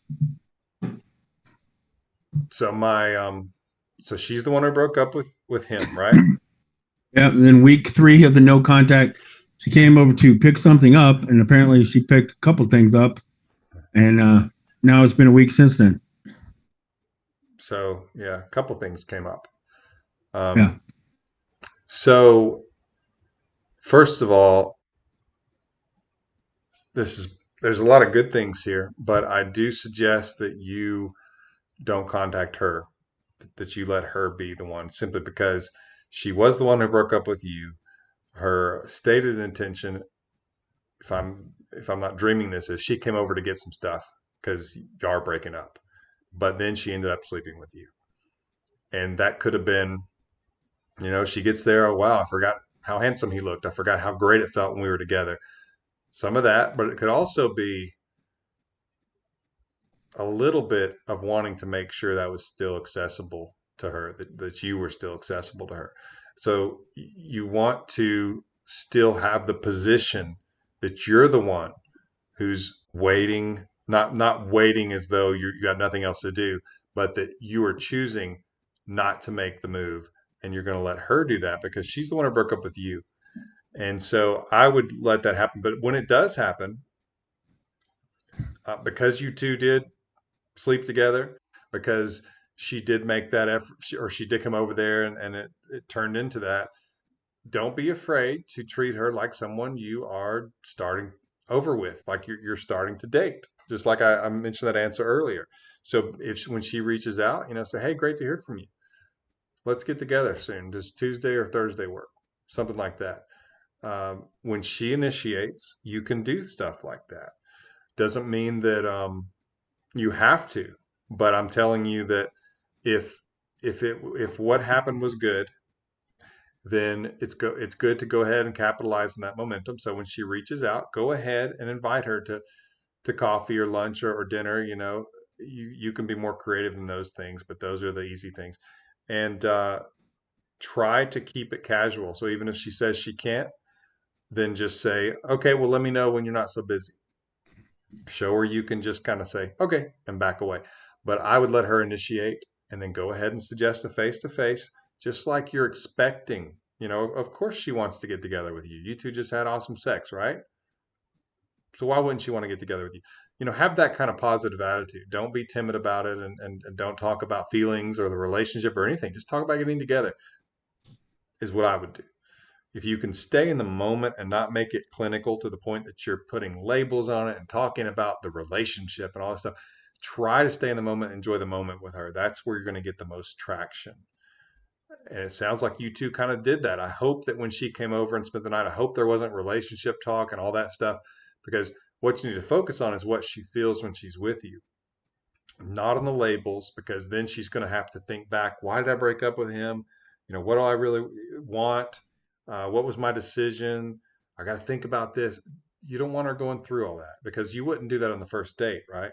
On the first date, you're not going to be sitting there. So you want to commit to me? You're getting to know each other. You're sharing the facts and the feelings of each other's life, and you're progressing. You're accepting that it's going to be small steps, and so that's the place you need to be. Again, you want to get to that next question, Ken? Yeah, that works. We got Kim Jong Hil. Ex-girlfriend broke up with me 5 weeks ago. Together 2 years, no fights. Said she's not ready. Has 3 kids, not mine. and her ex left her for someone else years ago. I've seen her and the kids twice since then. No contact for 1 week now. I asked her the last visit on the 25th if she thought about losing me for good, and her lips started to tremble, and she said no. I believe it was a panic breakup due to her past and her living situation. All right. You want to get this one, Ken, since I solo answered the last one? Oh, okay, it's a little bit, it's a little more complicated than some of the more straight version breakups, but okay, make sure I got it right here.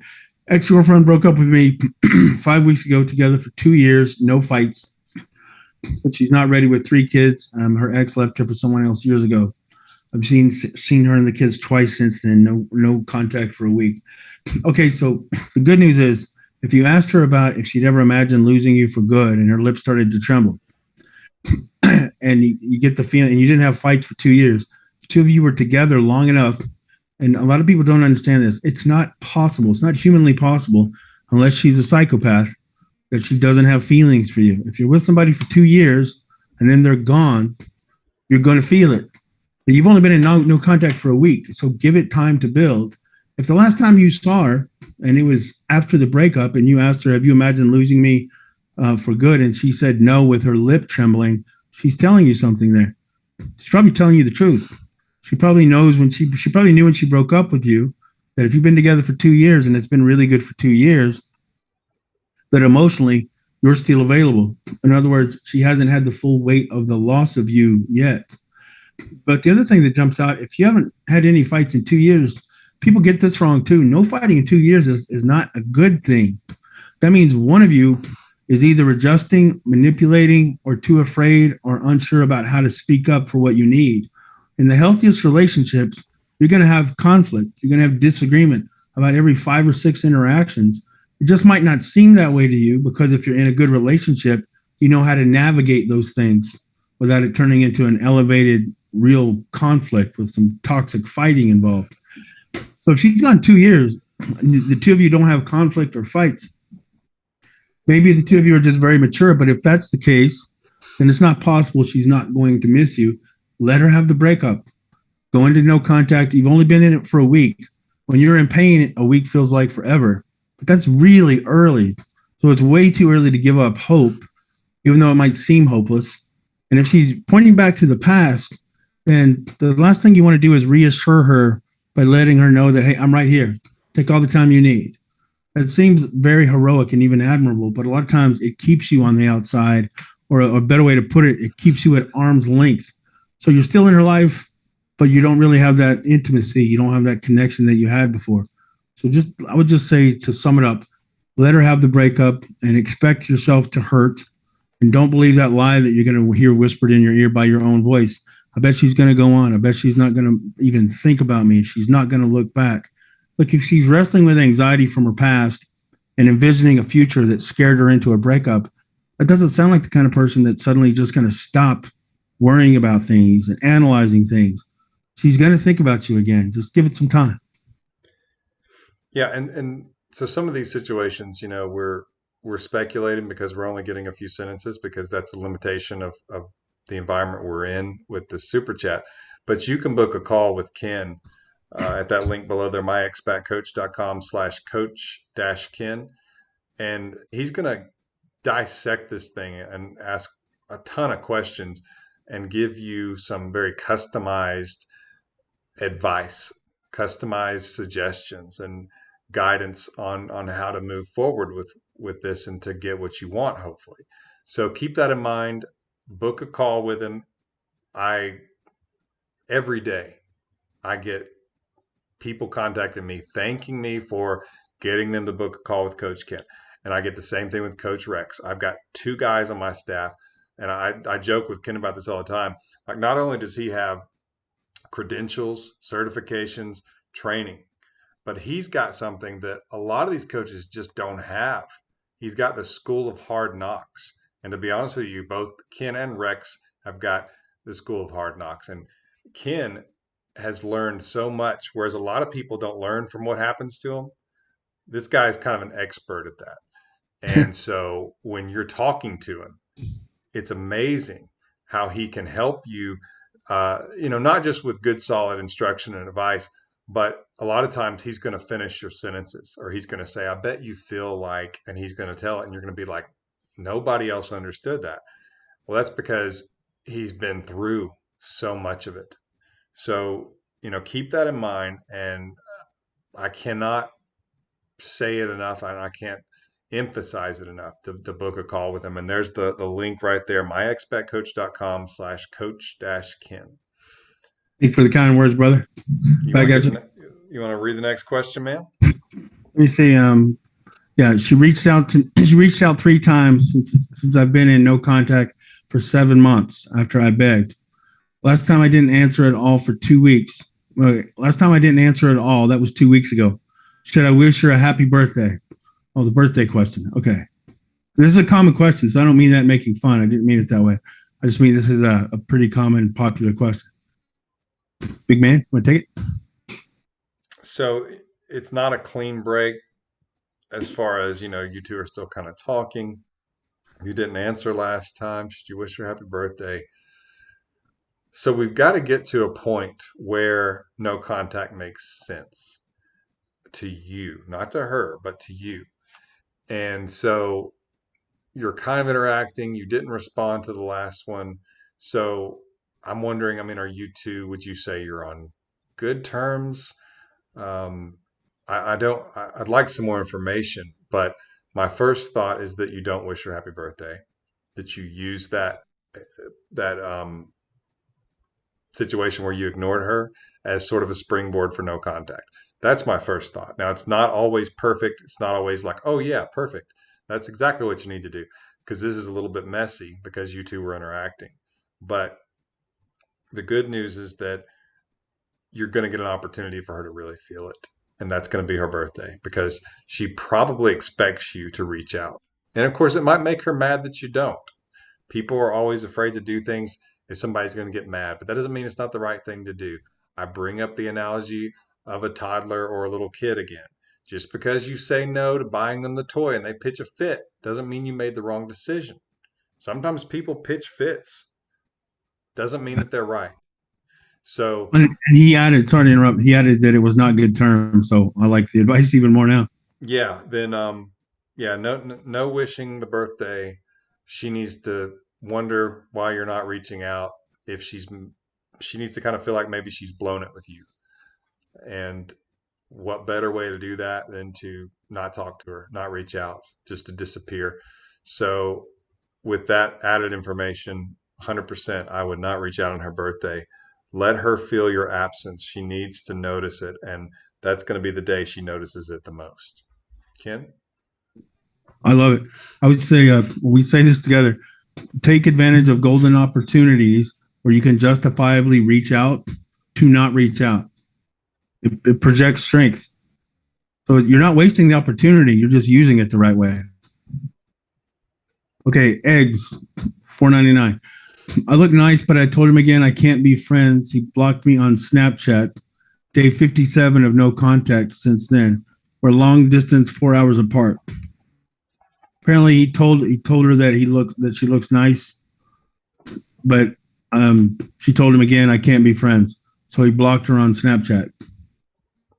Okay. Day 57 of no contact since then. Yeah. At this point, that's where you are, is that you are in no contact, and that's because basically she's given you nowhere to go. When someone tells you that they don't want this, and they give you either a low ball offer, or they try to change the terms of the relationship, and you don't want that, then the only option you have is to stop the energy going in their direction.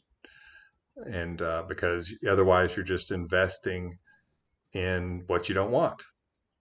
And so there has to be a standstill.